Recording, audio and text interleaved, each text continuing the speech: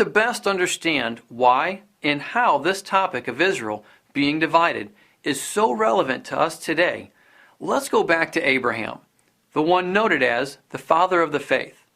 Starting with Abraham, we'll begin a broad overview of history through the scriptures to show us how we arrived to where we are today. In so doing, we'll better understand what lies ahead in the future.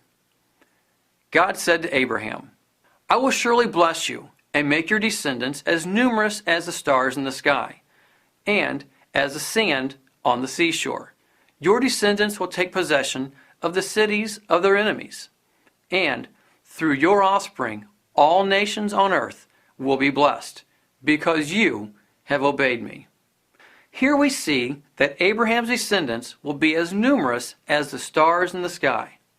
Not too hard to grasp. Let's continue forward with what was promised to his son Isaac. We must note here that Isaac was the second born to Abraham, yet he received the firstborn blessing. To Isaac, God said, "I will make your descendants as numerous as the stars in the sky, and will give them all these lands, and through your offspring all nations on earth will be blessed. Because Abraham obeyed me and kept my requirements, my commands, my decrees, and my laws." Here we see virtually the same promise given to Isaac as Abraham. Again, not too hard to grasp. Let's move forward with Isaac's son, Jacob. We must note here, like with Isaac, that Jacob was the second born, yet received the firstborn blessing. To Jacob, God said, "There above it stood the Lord, and he said, I am the Lord, the God of your father Abraham, and the God of Isaac. I will give you and your descendants the land on which you are lying. Your descendants will be like the dust of the earth, and you will spread out to the west and to the east, to the north and to the south. All peoples on earth will be blessed through you and your offspring. I am with you and will watch over you wherever you go, and I will bring you back to this land.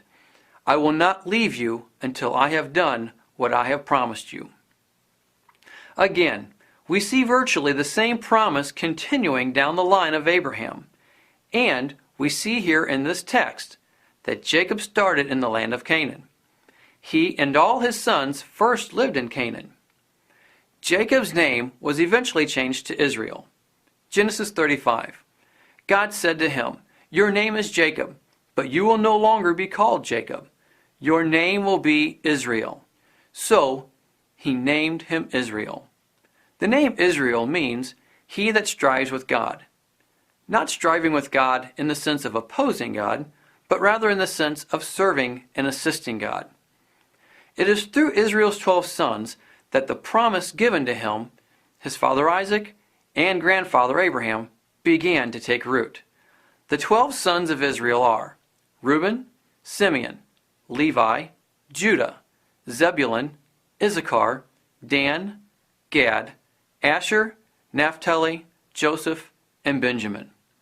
Because of a famine, Israel moves all his family from the land of Canaan to the land of Goshen, just outside of Egypt. It is here where Israel blesses the sons of Joseph. Israel even declares that Joseph's sons are to be treated as his. Genesis 48. "And now your two sons, Ephraim and Manasseh, who were born to you in the land of Egypt, before I came to you in Egypt, are mine. As Reuben and Simeon, they shall be mine." When blessing the two boys, as the pattern has shown, the firstborn blessing goes to the secondborn, Ephraim, and not the firstborn, Manasseh. Genesis 48. Now, when Joseph saw that his father laid his right hand on the head of Ephraim, it displeased him. So he took hold of his father's hand to remove it from Ephraim's head to Manasseh's head. And Joseph said to his father, "Not so, my father, for this one is the firstborn. Put your right hand on his head." But his father refused and said, "I know, my son, I know.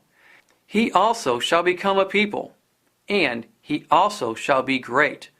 But truly, his younger brother shall be greater than he, and his descendants shall become a multitude of nations. And so, here is where things begin to get interesting. Israel said that Ephraim will become a multitude of nations. The Hebrew for multitude of nations is melo hagoyim, meaning the fullness of the nations. From a Greek mindset, nations means Gentiles. The name Gentile simply means of the nations, or not of the one nation, Israel. From God's perspective, you are either of his nation, singular, or of the nations, plural. So, even though Ephraim received the firstborn blessing, he was also prophesied to be the fullness of those not belonging to God.